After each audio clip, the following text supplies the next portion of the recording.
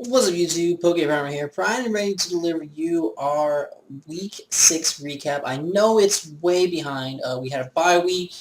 We had a bye week during which everything, we were kind of fixing up the schedule and whatnot.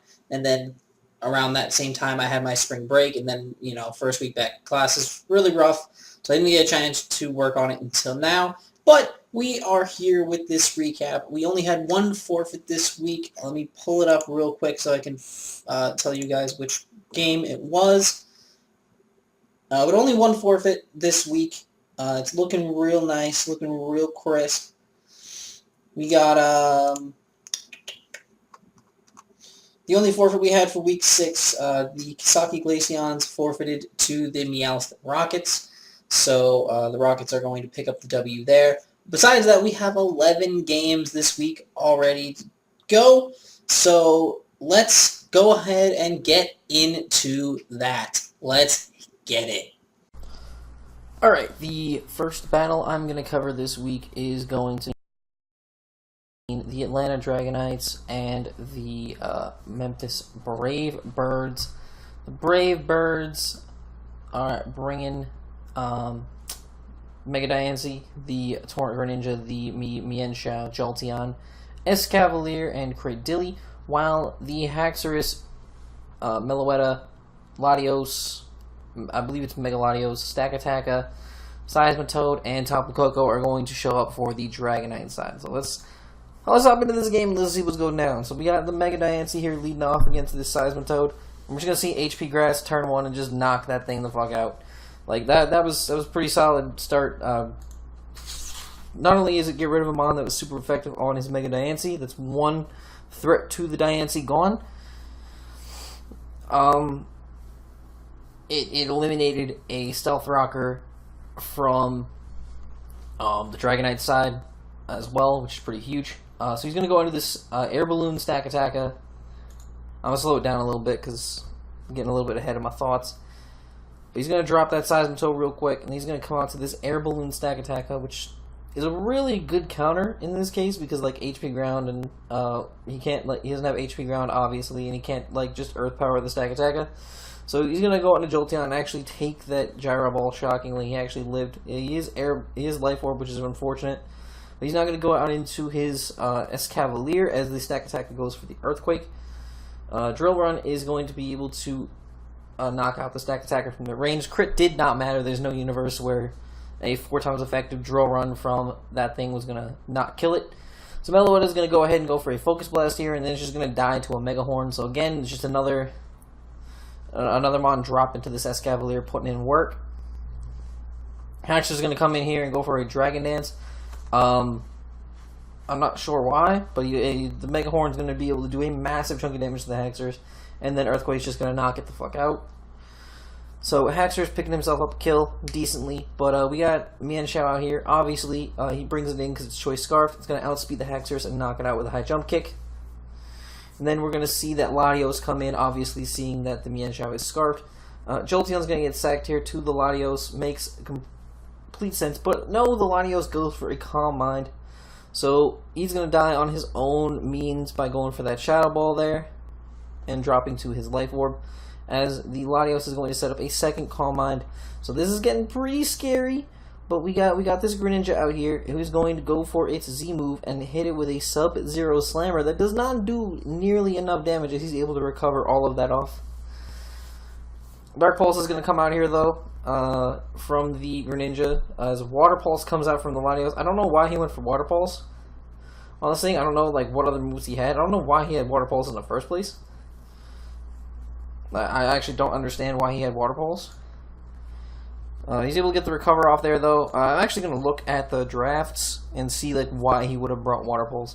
So I'm actually really confused. I'm actually really confused. I'm legitimately confused. Hold on. What is going on? Why did he bring Water Pulse on his Mega Latios? Step 1. And step 2, why did he go for that on the Greninja? So, like, alright, Water Pulse literally hits 2 Mon super effectively on the team.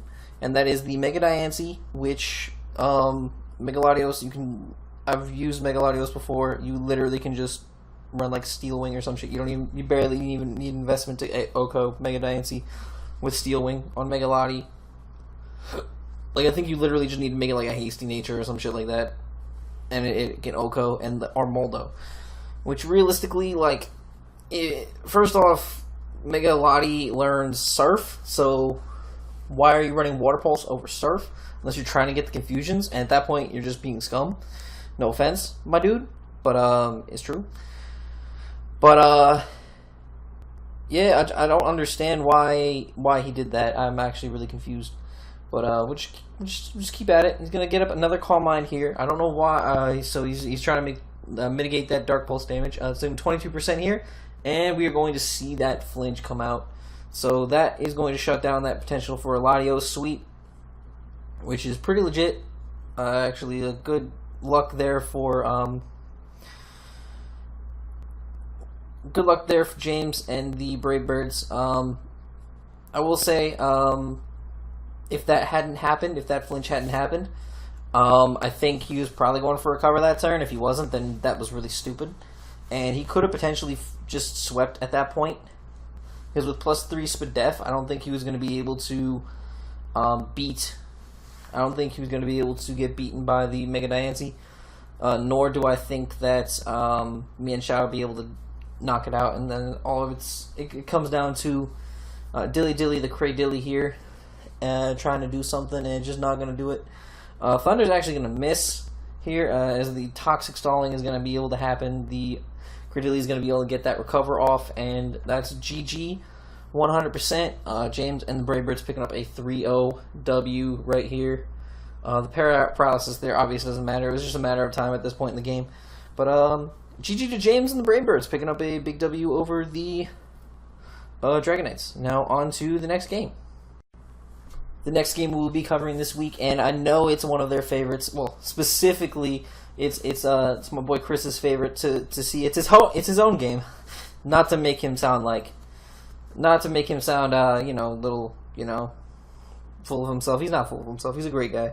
I love Chris. He's a cool dude. He's real down to earth. But Chris is out here bringing his Salamence, Cobalion, Alola Ninetales, Drapion, Mudsdale, and Rotom Mo. He is obviously the coach of the Phoenix Infernos. Y'all know that already.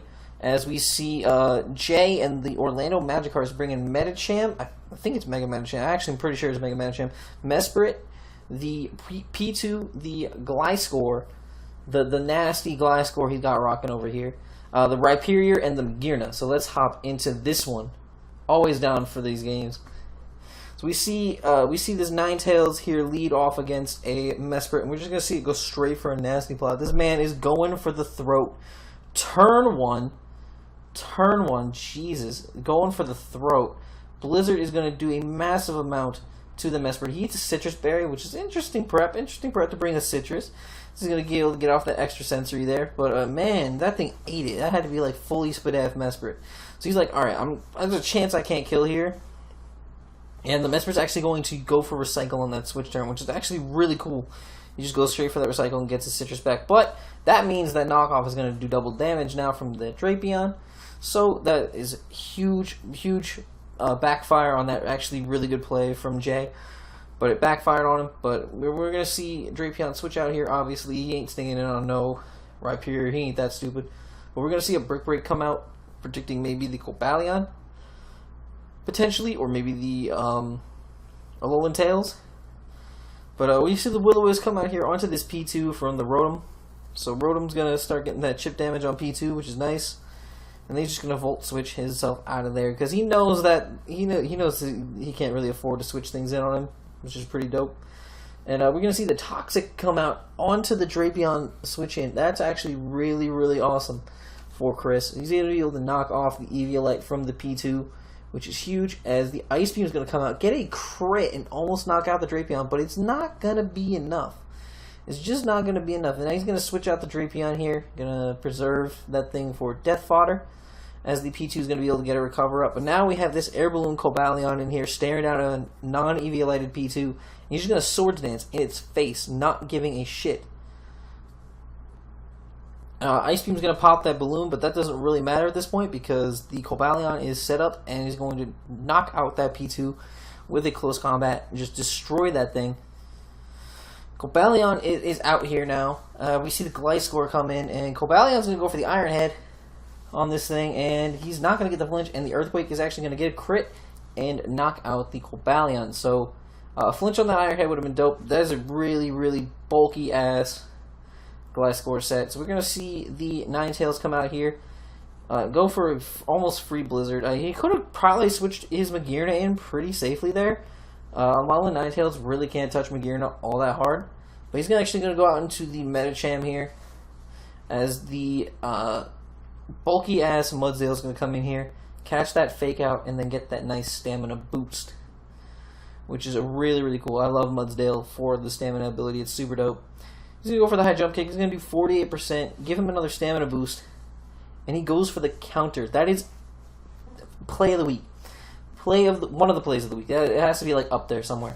That was dope. And the hail is actually going to knock him down to eat his Ipapa berry. So now he's at +2 defense with the Ipapa munched on. That's crazy. But he's actually going to miss the Toxic there as the Rhyperior is going to get off a little bit more damage with the Earthquake. Unfortunate damage for that Earthquake. That really sucks. But he's going to get the Toxic off here as the Avalanche comes out from the Rhyperior. So that's some damage that he don't want to be taking. But that is perfectly fine because the Mudsdale is now at +4 defense, which is ridiculous. He's going to go for the Earthquake on this turn. He's going to get a crit on the Magearna. So that's a really, really bulky build for Magearna, but it's not going to be able to knock it out. And we're actually going to see the Drapion come in here, sack itself to the rocks. So the Magearna can't really do too much here. And we're going to see him go now out into his Salamence and just go for a Fire Fang and knock out the Magearna. And you know what that means? Moxie Boost. You get that Moxie Boost going for that Salamence, and Salamence is just going to click that nice Aqua Tail, land that nice Aqua Tail, and knock out the Rhyperior, picking Chris up a big-ass 4-0 victory. Once again here, the Salamence cleaning up that game, really putting in a lot of work. Salamence is a great Pokemon, so I'm proud of him for how well he's using it. And now, with that, we are going to get into our next. With this next game, we are going to see our Mono Water Master, Chris, and the Kalamazoo Kingdra is bringing his Huntail, Basculin, Toxapex, Omastar, Gastrodon, and the Mega Slowbro, taking on David and the his Probopass, Sceptile, Lucario, Thundurus, Weezing, and Vaporeon. So let's get it. Let's get it. We're gonna see Omastar lead off here against the Thundurus as it goes for the Shell Smash turn 1, and Thundy's able to taunt it and stop that from happening. Then Volt Switch out and go into his Lucario, who's gonna eat that Ice Beam for lunch, kill it off with a Crunch. Pretty solid. We're gonna see this Basculin come out here, go for the final Gambit, trying to pick off that Lucario, but it's not going to be able to do it. It's going to hit that nice Vaporeon and like do nothing in the long run. Calm Mind comes out from this Slowbro, and the Leaf Storm from that prep is so good. So we got the Leaf Storm coming out. That's going to do massive damage, even at +1 special defense on the Slowbro. That's actually the only reason that probably lived, is because of that. And then following it up with the Leaf Blade, even with the lowered special attack, obviously is going to be able to kill, which is absolutely crazy. So that's awesome. That was awesome prep on the part of the Whirlwinds. We see the Toxic come out here from the Toxapex onto the incoming Thundurus, who is then going to go for a taunt as the Gastrodon switches in. He's going to go for the Toxic here as the Mirror Coat is revealed. So that was very, very smart on David's part to not go for that. He has brought the Rindo Berry Mirror Coat tech before, so it's a matter of trying not to fall for that same trick. We're going to see Sludge Bomb from the Weezing onto the incoming Toxapex. Vaporeon's going to be able to come out here, catch the Toxic, which is unfortunate. Very unfortunate that he caught that Toxic, but Huntail is going to come in here as the Wish goes up from the Vaporeon. And then we're going to see that Wish get passed into... Ooh, HP Grass comes out from the Huntail, and it does not matter because the Sceptile is going to get back all of that HP and fire off a Leech Seed on the incoming Toxapex, which is nice. So Toxapex is going to go for the Toxic here on the incoming Vaporeon, who is already poisoned, so that's completely irrelevant. So Vaporeon's getting himself some nice HP, and Vape is actually going to go for a Wish here, which is awesome. And this Huntail is going to smash in front of its face. Just goes with the smash as the Vaporeon gets off the Heal Bell, which is awesome, and he's able to get up that Wish. So all that HP coming back. HP Grass is not going to do anything at all, and he's going to be able to get Toxic, breaking the Sash that more than likely he had. And then we're going to see a Wish come up from the Vaporeon. We're going to see if he can pass that Wish successfully into the Thundurus, and he will, which is awesome. We're going to see Gastrodon come in here as another Taught's going to come out onto the Gastro. So Thundurus is just playing him hard. Vaporeon's going to come in as the Toxapex comes in as well. Putting up that Wish is he's going to go for the Toxic on the Vape. But we already know this Vaporeon's packing that nice. He's going to go for the double Toxic, predicting the Heal Bell. Very, very nice. As Rasputin, the Probopass, is going to come in here and set up its rocks to start getting a little bit more late game chip. And then we're going to see the Huntail switch in and catch that Volt Switch. That Volt Switch really hurt. The crit was massive. Lucario is thinking to go for an Earthquake here and knock out the Huntail. Counter comes out from the Gastrodon. So it's running Counter and Mirror Coat. Crazy Gastrodon set. We're going to see the Heal Bell come out from the Vaporeon as Clear Smog comes out from the Gastrodon. Pretty much probably is the only move that it has that can do any damage to the Vaporeon. But we're just going to see the Toxic Stall go down here. We're going to see Memento from the Gastrodon. That is a wicked wild set. Lucario is going to get himself that HP back. Or Lucario is going to get himself the HP from that Wish. But at this point, even at -2 attack, Earthquake is going to be more than enough to whittle down and beat this Toxapex. He's not even going to go for recovers or anything. He knows better. He knows this game is already over. He's actually going to go for the recover here, but it doesn't really matter in the long run because he's actually going to be able to switch out into his Thundurus here. And at this point, it's already GG. He's going to taunt him just to keep him from recovering or doing any other crazy shit. But that is also going to lead the Thundurus to just go for a Volt Switch. Knock this Toxapex down. He really wants this kill with Lucario. Scald's going to come out. I was hoping that he didn't get burned.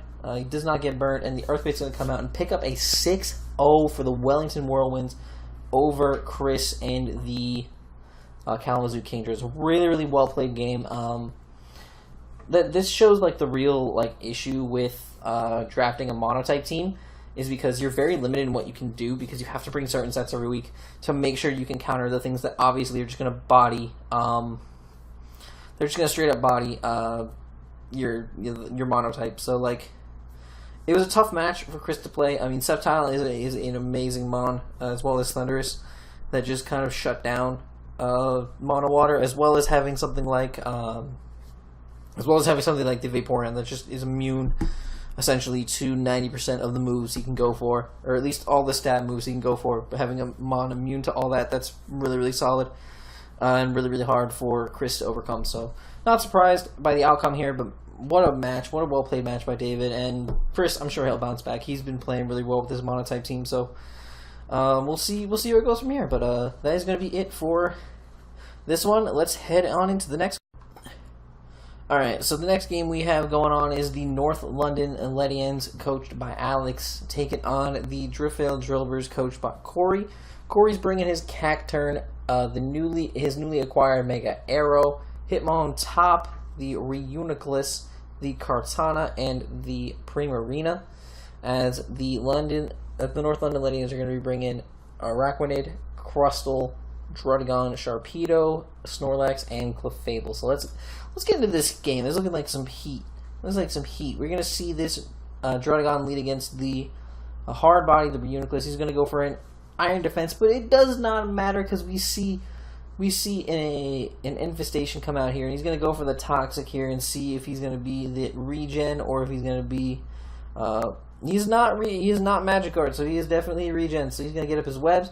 He's going to set up his Infestation, Toxic, and I don't know why Corey keeps going for setup moves. I do not understand this. You are being whittled down. You are going to die. So why are you going for setup moves?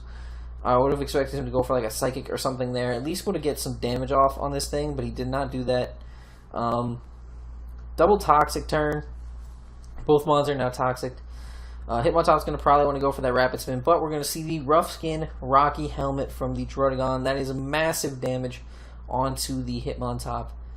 Just to get rid of hazards, which is pretty dope. So we're going to see Araquanid bounce back in here, predicting the Primarina to come out.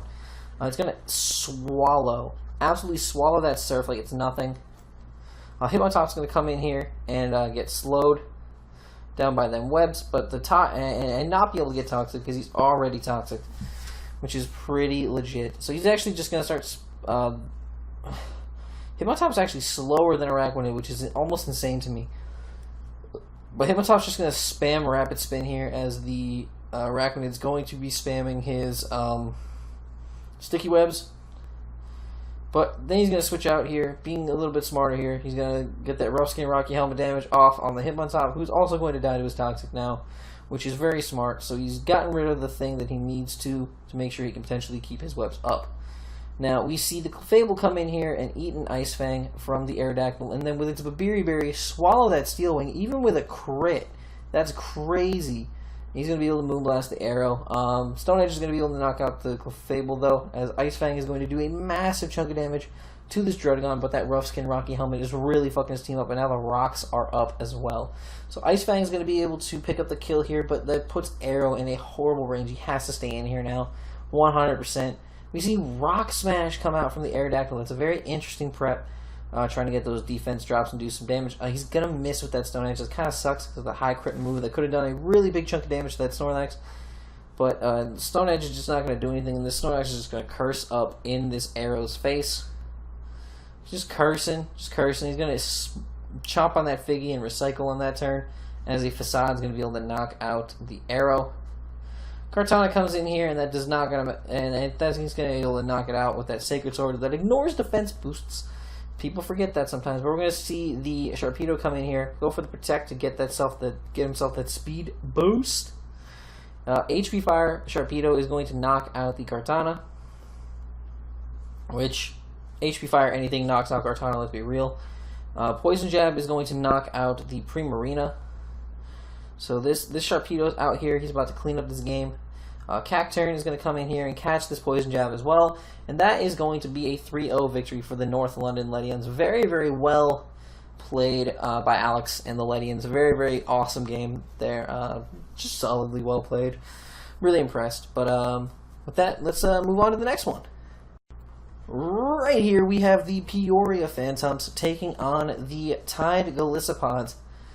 The Phantoms are going to be bringing that Shedinja, the Gudra, the Mega Titar, the Bloodcephalon, the Blissey, and the Kangaskhan, as we are going to see the Galicipods bringing, you know it, Galicipod, Empoleon, Linoon, Shaman, Hippowdon, the God, and his Mega Scizor. So we're gonna pop into this game. We're gonna see Blissey come out here against that Hippowdon.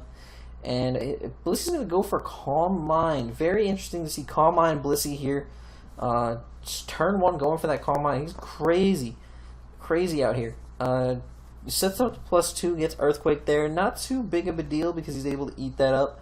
Empoleon's going to come in here as the Blissey goes to +3. Why is he setting up all these Calm Minds? This man is crazy. Soft Boiled's up with the Blissey, and he's just going to get roared out. So all those Calm Minds completely irrelevant. We see the Titar come in here, and the Hippowdon's going to switch in on that Earthquake that he's going to go for. Hippowdon just eating shit up. Iron Head, he's going for the Iron Heads, potentially trying to get flinches. And that Hippowdon's just going to Earthquake the fuck out of that Tyranitar. God damn. And Earthquake is going to just keep knocking him down. He goes for the Crunch that turn. He's got to preserve his Titar. As the Hippowdon's able to slack off this turn. Blissey's going to miss that Toxic, and that's going to probably be huge because that's going to really pressure the Blissey to have to heal up. Empoleon's going to be able to come in here now on the next Toxic as it's immune to it. Blissey's going to go for a Calm Mind. I don't know why you would set up a Calm Mind in front of something that has Roar. Empoleon's actually going to Roar in the Titar, and that's going to be a passive kill to the Hippowdon who set up those rocks. So just clarifying that for people following the kill leaders, that is going to be a passive kill for Hippowdon. Look how little this thing just took. That is, I don't know if that was Z power up punch or some shit like that, but the Kang just absolutely just did nothing. And he goes for fake out that turn. I don't understand why. I don't understand why he would go for fake out. Fake out only works on the first turn out. I don't know why that would happen. But it might have been like a Z Drape punch there, and it just does nothing. That's such a bulky mon. Ice Beam comes out here from Gudra as after the Hippowdon is able to knock out the Kang. And he goes for the Sludge Wave. I don't understand why you went for a move that is immune to the Empoleon. He's just cycling through his moveset at this point. He goes for the Draco Meteor onto the Empoleon. His Empoleon is going to freeze the Gudra. At this point, it doesn't matter much, I don't think. Ice Beam is going to come out onto the Blissey here as it switches in. It's going to take like nothing. Shadow Ball does no damage to the Empoleon. He's going to get roared out into that Gudra, who is just kind of just chilling here. And he's just going to be able to Ice Beam down this Gudra. Even if it was Assault Vest being frozen, that doesn't mean shit anymore. Shedinja's going to come in here and die immediately to the Stealth Rocks. And Blacephalon's going to come out, and he's going to go for that Mind Blown. And it's not going to be able to knock out the Empoleon. Empoleon's going to be able to go for that Scald and KO the Blacephalon. Blissey's going to come in here, and at this point, he's just going to be able to go out to Linoon. Blissey's going to soft boiled up, but this doesn't matter. Linoon's going to go for the Z Belly Drum. I don't know why you would waste the Z Belly Drum on this one. You've taken no damage. There's no point in going for the Z Belly Drum. I would just have gone for the Belly Drum anyway. But he's going to go for that extreme. He's going to go for 2 extreme speeds here and just be able to knock out the Blissey. And that's a 6-0 for the Tide Glissopods. This was a fantastically played game on his part. Kaz was a little bit off. I don't know why he went for the Calm Minds there. I don't know why he went for the Sludge Wave on the Empoleon. Couple of confusing turns there, but Hippowdon stalling things out, getting those rocks up, fucking Mons up. Linoon cleaning up that game, and Empoleon just putting in the work. That was a really, really well played game on Alex and the Glissopods' part. And with that, let's get on to the next. Next up, we have the main Black Beartics, coached by Chad, taking on Rennie and his New York Dialgas. Rennie's bringing his Rotom Fridge, Metagross, Talonflame, Mamoswine, Heatran, and Mega Manectric, while the Beartics are bringing that Suicune, Tornadus, Kyurem, Magneton, I believe that's Megavina, Soar, and the regular Scizor. But let's get into this. Let's go. Let's see these games. We got Scizor taking on this Mega Manectric opening. Gonna bounce back out into the Kaiba here. Kaiba, the Blue Eyes White Dragon. I get it. Kyurem's going to eat up that Volt Switch, as now the Metagross is going to be able to come in here on the Kyurem. Kyurem's just going to go for an Earth Power on that Metagross, who's going to be able to knock it out for free with a Meteor Mesh and get the +1, which is real scary. Magneton's going to be able to come in here and just outspeed. More than likely either Choice Scarf or... Actually, probably not even Choice Scarf. He's probably Choice Scarf. Goes for that HP Fire. Is going to knock out that Metagross. Rocks are going to come up as Suicune comes in on this Heatran, who's going to then go for the Will-O-Wisp as Hydro Pump comes out from the Suicune. That is really, really nice prep, bringing the more offensive Coon. Going to do almost half of that Rotom, too. That's really, really big damage on that Rotom. He's going to switch out to his Magneton now, as the Volt Switch is going to come out from the Rotom. We're going to see Heatran come in here, who does not mind being trapped by this thing. He's going to be able to outspeed him and Volt Switch out, which is fine. So it's not a Choice Scarf Magneton, or also would have outsped the Heatran. So the Heatran's going to switch out as the all-out pummeling comes out from the Tornadus, which is going to be able to knock out that Rotom Fridge who comes in on the switch. Manectric's going to come in here and go for a Flamethrower here, actually predicting a swap. And he's going to be able to get off of that nice Tailwind and then get off of superpower damage on that Manectric. So decent chip damage on the Manectric. He's going to be able to Volt Switch out into Talonflame. Tailwind is still up, and we have this now Tailwinded Suicune up here going for the Scald as the Heatran's going to switch in. Very safe play, not banking on the hit of the Hydro Pump. He's going to go for the Scalds here, and going to be able to 2 Scalds are going to be able to take out that Heatran. He's going to go into his Manectric now, and Manectric is going to be able to Thunderbolt and not KO the Suicune. The Scald is going to come out and get the burn on that Manectric, so it's just a matter of time now before that Manectric is gone. Manectric's going to be able to go for that Volt Switch here. KO the Suicune as Talonflame is going to come out and just Flare Blitz and knock out the Magneton. But with that, the Gale Wings is going to be broken now that he's no longer maximum speed. Venusaur is going to come out, Mega Evolve, eat that Acrobatics and go for the Sludge Bomb, which gets the poison on the Talonflame. Talonflame is out here getting poisoned. Acrobatics is going to be able to kill the Venusaur, but at this point, it is time for a Banded Scizor, more than likely Banded, to just come out here and fuck shit up. It's Life Orb Scizor, actually. It's going to be able to KO both the Mega Manectric and the Talonflame. And then, even at -1 attack, it's going to be able to do a massive amount to this -1. Earthquake is not going to be enough. It's just shy, and he does not go for the Ice Shard. I would have gone for the Ice Shard there 100%. Ice Shard actually would have won him the game, but I think he might have been Scarf Mamo. And that's why he went for Earthquake, because it's probably his most damaging move. If he had not been Scarf Mamo, that would have been a win for the Dialgas, but I love games like this that come down to the 0-0 W for somebody, because the double down at the end is always cool to see. But that is a W for the main Black Bearticks. So that is a fantastic game to watch. That was really, really well played on both sides, and I'm really glad we got to enjoy that battle there. So without further ado, let's move on to the next. The next game is John and the Port Elizabeth Politoads bringing their Meganium, Darmanitan, the Donphan, the Electros, the Mega Beedrill, and the Slowbro against the Arcanines, or the no, it's not. They used to be. I think they used to be the Arcanines, if I remember correctly. I don't remember at all. The Birmingham Enteids, my bad. My apologies. And the it's the regular Garchomp, the Whimsicott, the Alolan Raichu, the Mega Swampert, the Bouffalot, and the Lapras. So let's see what's going to happen here. We see the Garchomp lead against the Bee. Beedrill is going to go for the U-turn and take that Rough Skin damage. I wish it was a defensive Rough Skin Rocky Helmet set. That would have been really cool. We're going to see the Dragon Claw come out on the incoming Donphan. Swabbert's going to switch in here on the Earthquake, taking a decent chunk here. He's going to double out now into Bouffalot as the switch into Slowbro happens, and then we're going to see Water Absorb Lapras come out here, who's going to go for a Dragon Dance as the Slowbro switches out. Meganium's going to go for that Protect there, as now Lapras is going to switch out as the Meganium goes for a Synthesis. It's going to be a double into the Alolan Raichu, who's then going to Volt Switch out on the switch into Electros.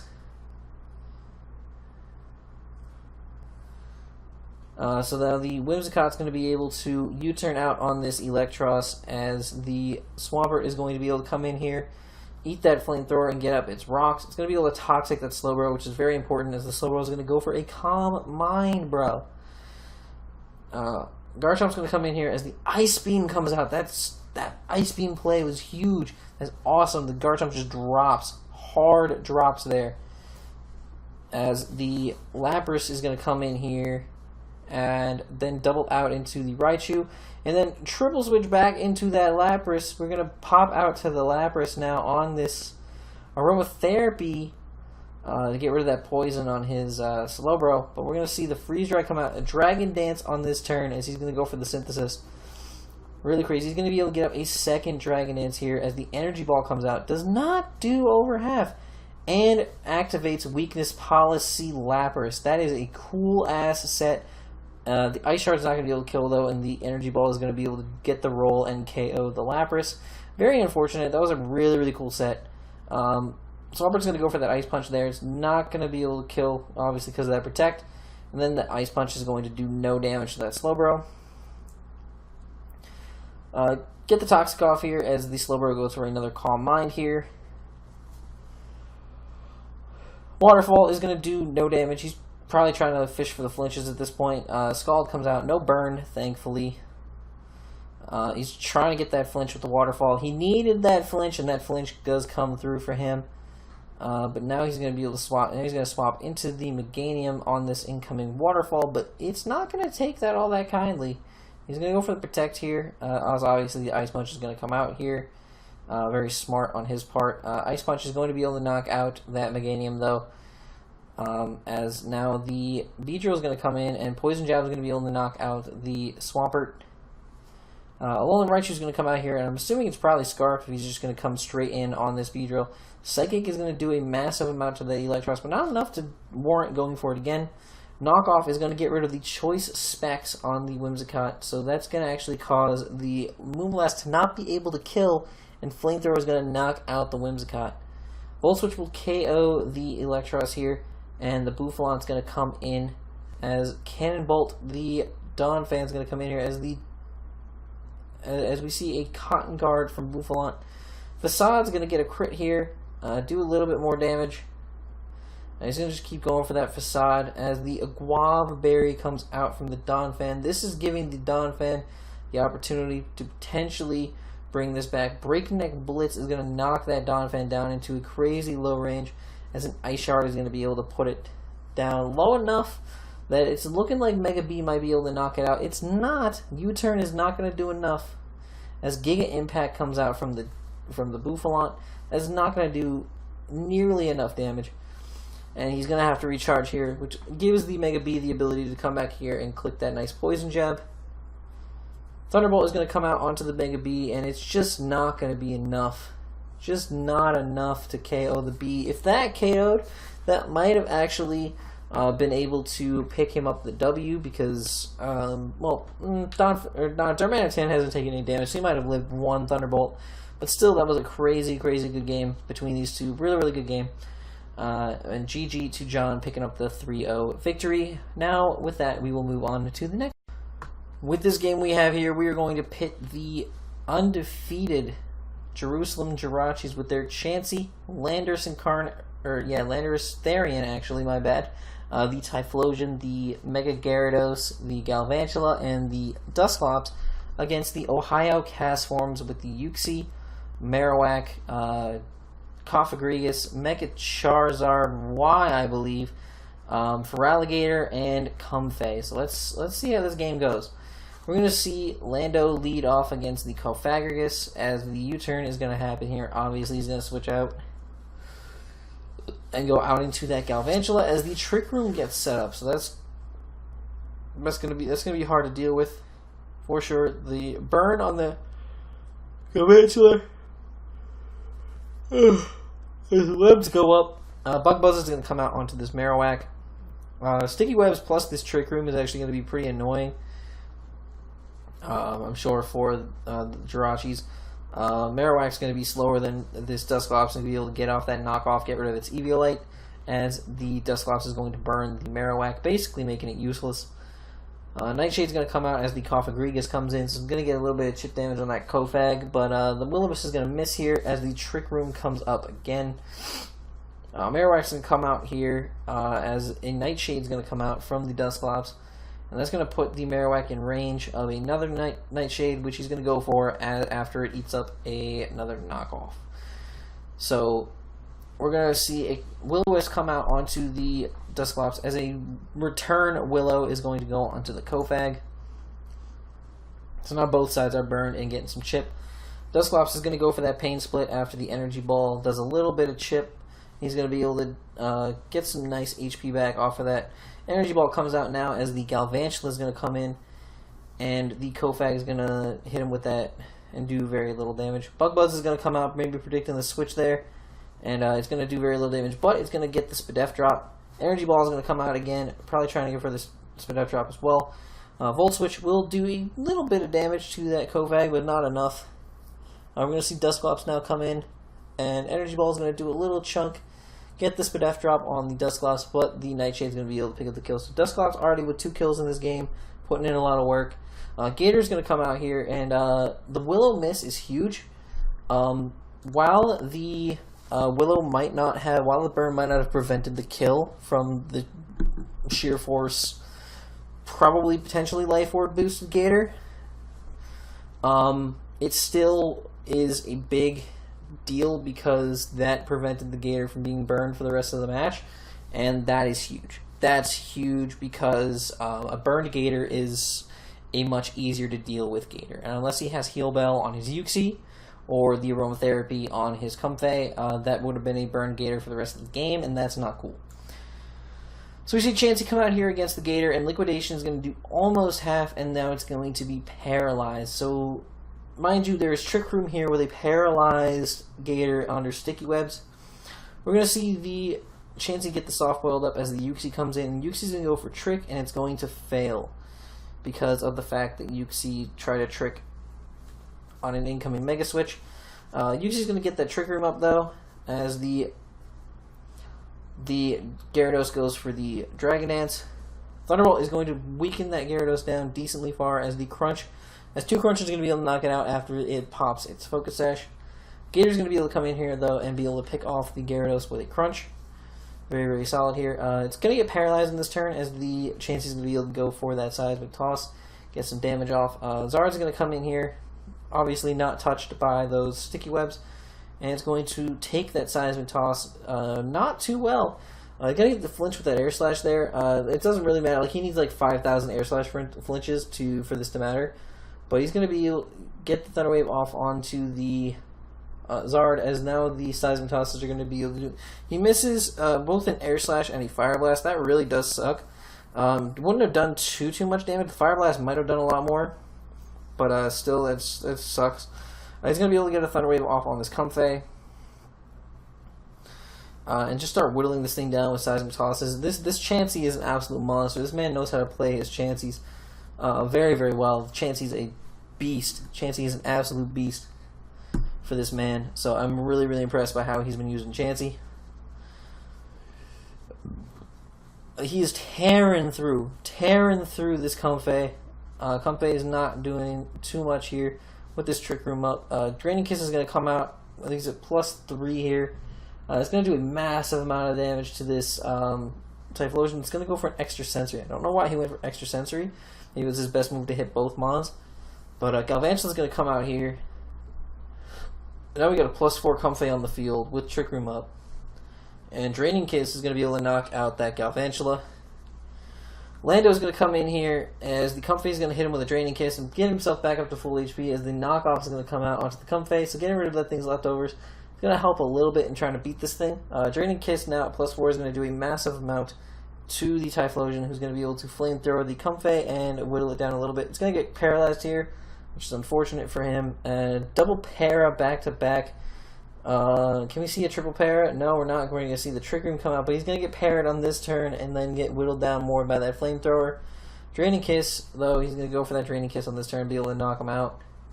We're going to see Chansey come out here. Draining Kiss is going to do a little bit of damage, but it's going to be able to heal up a lot because of Chansey's ridiculous HP stat. Comfey gets paralyzed on that turn. That is huge.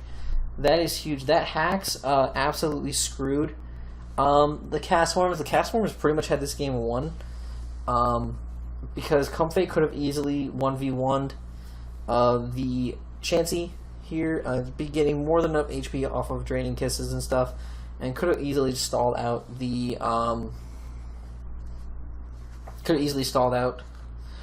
Soft Boileds without too much of an issue because it's getting more than enough HP back.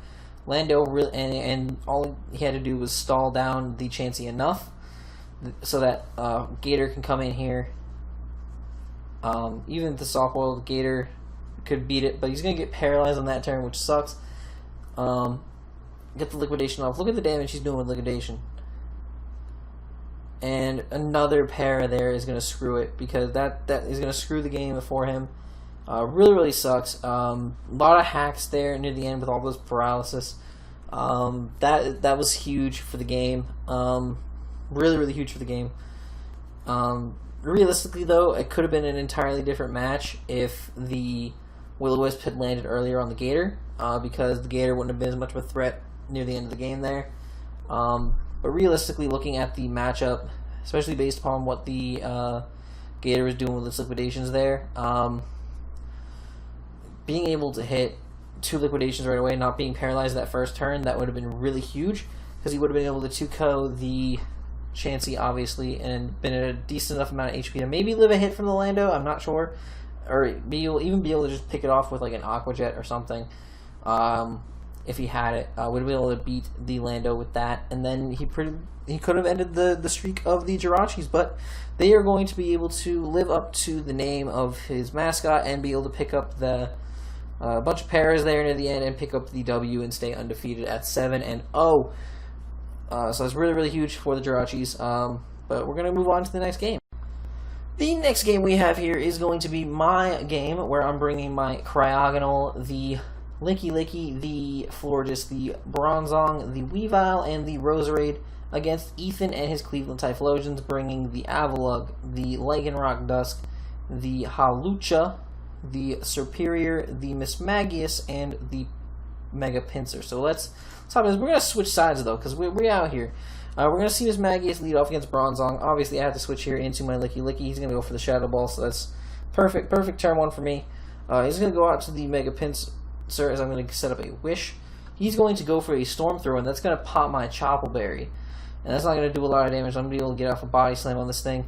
I'm calcing this. I'm like, nothing he's going to do is really going to hurt me. So I'm going to go for the counter here, and I'm going to be able to knock out that Mega Pinsir. He's going to go out to this thing. Drain Punch is not going to be able to kill me. We're going to go for counter again, and boy, that's 2 kills for Licky. He's out here fucking shit up. We're going to go now into our Bronzong, which is our dedicated Lycanroc counter. It's going to go for a Fire Fang. I'm bummed he didn't go for Crunch, because we did have the Colbur Berry there to live the Crunch. Unfortunately, he did not do that. He goes for the Fire Fang. He's going to lose some Life Orb damage. And we are just going to go straight for a Gyro Ball and knock him the fuck out of here. Yeet. He's going to go out to this Magius, so I'm going to go out into my Weavile. He's going to go for a Thunder Wave. That's really unfortunate. He's going to be able to Power Gem me. He's going to do massive damage, but I'm going to be able to get off this knock off on him. He's going to go out on the Avalugg, and unfortunately I'm not going to be able to pick up the 6-0 here. I could have probably swapped out into something like Bronzong, maybe, but I decided not to. I decided not to be that guy. So I'm gonna be able to. I'm just gonna sack my Weavile, get into my Roserade here, go for the HP Fire, knock out that Avalugg, and then be able to Sludge Bomb and KO the Superior, picking up a big 5-0 W here against the Cleveland Typhlosions in this matchup. So really cool, really cool matchup here. Really awesome to pick up this W. Very offensive team that he has, so it's really scary to prep for. So I'm really excited that we were able to pick up the win here. But with that, we're going to move on to the next one. The next game we have here is Rich and the Washington Weavers taking on Nathaniel and the Baltimore Predacons. Predacons are going to bring Mega Latias, the Slaking, the Tapu Bulu, the Xurkitree, the Wishy-Washy, and the Salazzle against the Flygon, Celebi, Gardevoir, or Mega Gardevoir, I believe, Pinsir, Slurpuff, and Protean Greninja of the Weavers. So we see Pinsir here lead off against this Wishy-Washy. Mold Breaker is going to be shown here on the Pinsir. It's going to go for the knockoff turn 1 and get rid of the Wishy-Washy's Assault Fest as the Waterfall comes out onto the Pinsir, and that's going to do massive damage. Celebi's going to come out on this Iron Tail, which is going to hurt. But he's going to set up the rocks here as U-Turn is going to be able to knock out that Celebi immediately, which is awesome. So out to the Mega Latias we go as the Gardevoir is going to come in here and Mega Evolve as the Wishy-Washy is going to come back in and die to a Hyper Voice. So that thing's just too savage. Salazzle is going to come out here and go for a Gunk Shot. Now, now you might not think that that is a good play because Salazzle has very subpar physical attack stat. However, another subpar stat out there is Gardevoir's physical defense. So let's do a quick little run over some stats here because I think this is actually pretty important. Very important in my opinion. So Salazzle has a base attack of 64. Okay, and Gardevoir, we're gonna bring up his stats. We're gonna bring up his stats because this is important. This is important to talk about. This is a big deal. It's gonna have a 65 defense stat. So I don't know what exactly the spreads were for these mons, but let's look at a standard Salazzle against a standard Mega Gardevoir. Right, we're gonna see this standard Mega Gardevoir. I don't know why this is like a weird ass double set.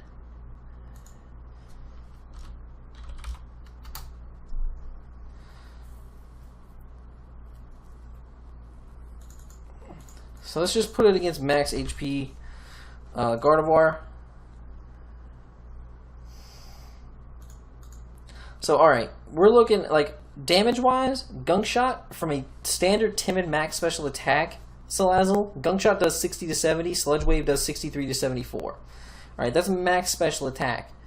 So if he goes max attack, right, and he goes like, say Jolly Nature, Gunk Shot's doing 91 to 108, right? That's outside of any damage boosting items. So say if he's like, do we see a damage boosting item here? We're not going to see any damage boosting items. So it's like, say if he's maybe like at least Expert Belt, right? He's probably at least Expert Belt. That's 110 to 130. So Gunk Shot was actually the play here. Like a physically offensive Salazzle actually did a lot better for him in this matchup, I think. So the very, very smart bring on the thing was part. That was a really, really good bring. Really, really smart to beat that Mega Gardevoir. I thought that was a really smart play, at least in my eyes. So I'm impressed by that. So we'll see how this works out. So he's gonna go for another Gunk Shot. He might have actually been banded. That would have been very interesting to see banded Salazzle. But he's gonna be able to die to that Earthquake from the Flygon. As Latias is gonna come in here, go for an Ice Beam, which is a smart play. Not going for the Dragon type move. Psychic's going to come out here. It's going to be able to pick up the kill. Obviously, the crit didn't matter. I'm going to say that the crit didn't matter there because, alright, realistically, Ice Beam did 45%. That's non-stab Ice Beam of the same power as Psychic. So, using a stab move, which is 1.5 times boosted, obviously, that is going to pick up a kill. Versus that's going to do much more damage than an Ice Beam would have done. So obviously, like, that crit didn't matter. That easily would have picked up the KO without the crit, in my opinion. So that we're going to ignore that crit entirely. He's going to go out and reveal that he is a Scarfed Pinsir and pick up the kill with the X-Scissor. It was a really, really cool play. But now we're going to see Xergatry come out here, and Energy Ball is not going to be able to pick up the KO. And that is alright, because the X-Scissor is also not going to be able to pick up the KO. And Energy Ball, the second Energy Ball, is going to be able to knock out this Pinsir. And you know what this means. This means that there is an Energy Balling Xergatry on a fucking rampage about to end this game because he's clicking 2 more Energy Balls, knocking out both Flygon and the Greninja, and that is going to be a W for the Predacons. 3-0 W over the Washington Weavers. But with that, though, we're going to move on to the last game we were covering this week, and you'll see why in a little bit, is the London Ludicolo, coached by Kieran, with his Mimikyu, his Gyarados, his Mega Garchomp, the regular Manectric, the Delphox, and the Kricketune, taking on Nathan and the Parma Poipoles with his Silvally, Alolan Marowak, Tentacruel, Mega Gallade, Lycanroc, Midnight form, and Necrozma. So we're going to see how this match goes. Kieran's going to lead with his Kricketune, as the Necrozma is going to lead and go for a Z Stealth Rock to get that defense boost. He's been using that a lot lately. I don't know why. That seems like a straight and set to bring, but we're going to see the webs go up on for Kieran here. We're going to see Leech Life come out from this Kricketune onto the Necrozma, who's going to be able to just 2-hit KO it with Photon Geyser, because that is a strong-ass move. We're going to see Manectric come out here, go for the Volt Switch, do a decent chunk of damage to this Necrozma, as the Mimikyu is going to be able to come out here. Earth Power is going to break its disguise. But now the Mimikyu is going to go for a Swords Dance, as the Photon Geyser comes out again and is going to do ridiculous damage to this Mimikyu. Shadow Sneak is not going to be able to pick up the KO, and Photon Geyser is going to knock out the Mimikyu. So this Mimikyu is getting its shit fucked in, and Kieran is getting beat down. Thunderbolt is going to be able to knock out that Necrozma here. But Marowak's going to come out, obviously probably a Lightning Rod Marowak.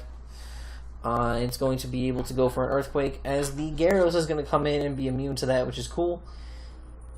Gyarados is going to go for a Dragonite here, as the Tentacruel comes in, and it's going to go for a Bounce and dodge that incoming Sludge Wave. However, he's going to miss the Bounce. He has actually had really bad luck with Bounce this season. Almost every time I've seen him use Bounce, it has missed. Supersonic Sky Strike here is going to come out, though, and he's going to be able to pick up the kill. He's going to get that Moxie boost, as the Lycanroc is going to be able to come in here, and I think it probably would have been able to kill with like a Sucker Punch. He's going to actually switch into his Garchomp here as the Sucker Punch comes, so it's going to fail. He's going to Swords Dance up with his Garchomp, and then Mega Evolve here and go for the Earthquake on the Silvally fighting. The crit more than likely didn't matter. It is the +2 fucking Mega Garchomp It's not going to matter. He's going to be able to outspeed the Mega Gallade. I don't understand that. Probably because he's Jolly and maybe the Gallade was adamant. But he's going to... No, because of the Sticky Webs. I forgot about the Sticky Webs for a minute. But he's going to be able to outspeed everything with the Mega Garchomp now because of those Sticky Webs. And he's going to pick up a massive 4-0 victory. His first win of the season. Kieran out here getting those webs up, putting in a shit ton of work. Fantastic game by Kieran. Really, really good game. My only criticism of this match, my only criticism at all, because I have to provide criticisms, that's my job, that's why I do these. The only criticism I have for this game is the earlier usage of Mimikyu. If you had gone, you're obviously, like, I understand Kieran's mindset. When he gets super duper low on HP, he goes for the Shadow Sneak with Mimikyu almost every time. Like, if he gets super low, he just goes for the Shadow Sneak. Mimikyu is very fast, so you are essentially going for a weaker move when you could... we see the damage here. It was left at 19%, mind you. 19% on the... he was left with 19% left on the Necrozma. If he had gone for a Shadow Claw, which he would have outsped and killed, for sure, he would have actually been alive to be able to Shadow Sneak something else, potentially like Shadow Sneaking the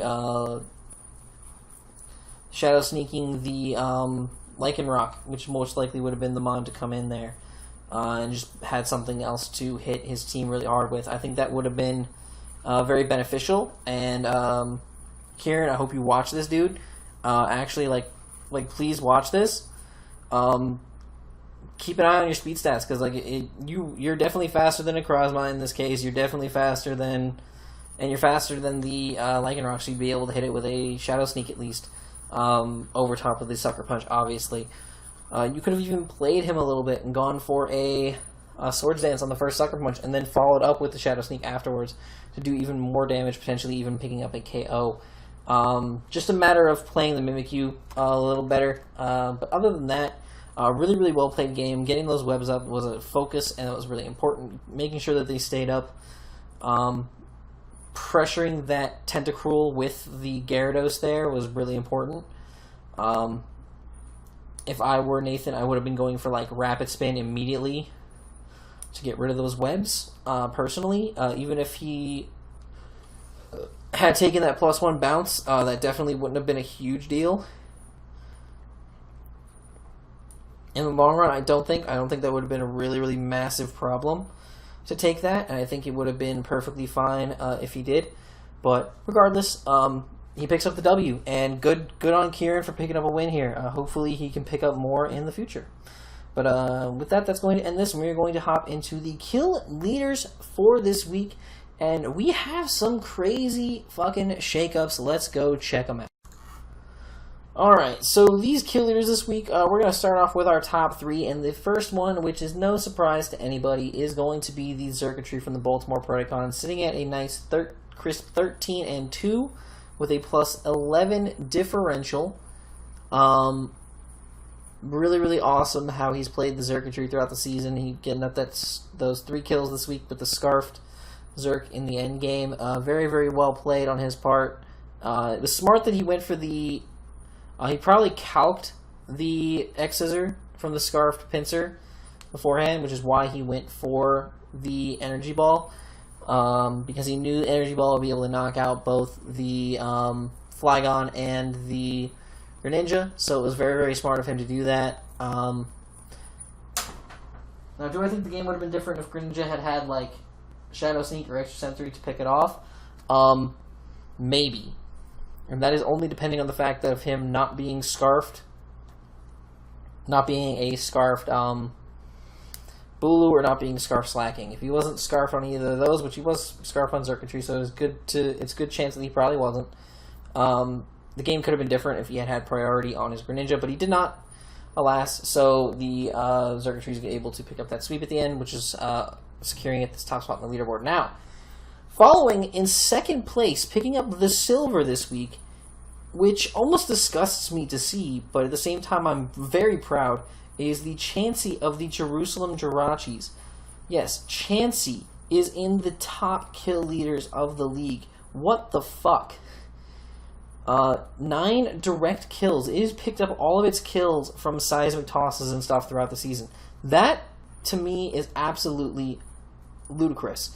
This Chansey has just constantly sat on the field and not died once. This Mon has not died this season because it has carried Gavino and the Jerusalem Jirachis to all of his victories, and I'm beyond impressed with how he's used Chansey. He has played it like an absolute fiend.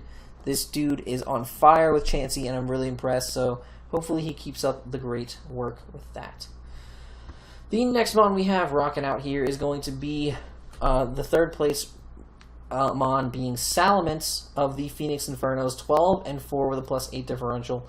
He's still holding on up in this top spots because he's had a few rough weeks. He had a rough week here and there, but he picked up another 2 kills this week with the Salamence, so he's going to be able to move himself up back into the third place slot. Salamence is putting in a lot of work here, so I'm really, really impressed with how Chris has been using this beast. So let's hope he can keep it up in those kill leaders, and let's hope he can carry it all the way like that to playoffs. Now we're going to move into the rest of the pool, and we're going to see a decent set of Mons going on here. We have the New York Dialgos and Metagross here with 9 kills, 2 deaths, and a +7 differential. Being able to pick up a kill this week with the Meteor Mash on that Kyurem kept him up here decently high, so he's not dropping too much on the list, which is really cool. We're gonna see how some of the other Mons are faring as well. We see the Mega Charizard X from my team, the Paniola Primarinas, after picking up a big win the other week off of the Port Elizabeth Politoes. He's still hanging out up here. Was not brought this week. Just did not have the matchup for it, so it was not brought this week, which is obviously logical. Just does not fit well in the matchup, I feel, against the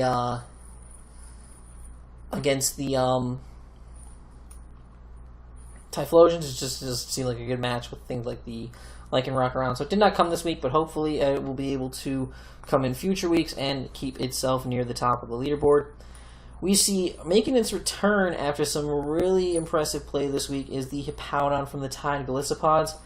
2 direct kills, 6 passive kills for 8 kills in total with 1 death only this season, which is really impressive. So having that nice +7 differential, which is really awesome. Then we see the Hawlucha from the Cleveland Typhlosion sitting at 10-4 with a +6 differential. 2 weeks in a row, not picking up any kills at all and just dying.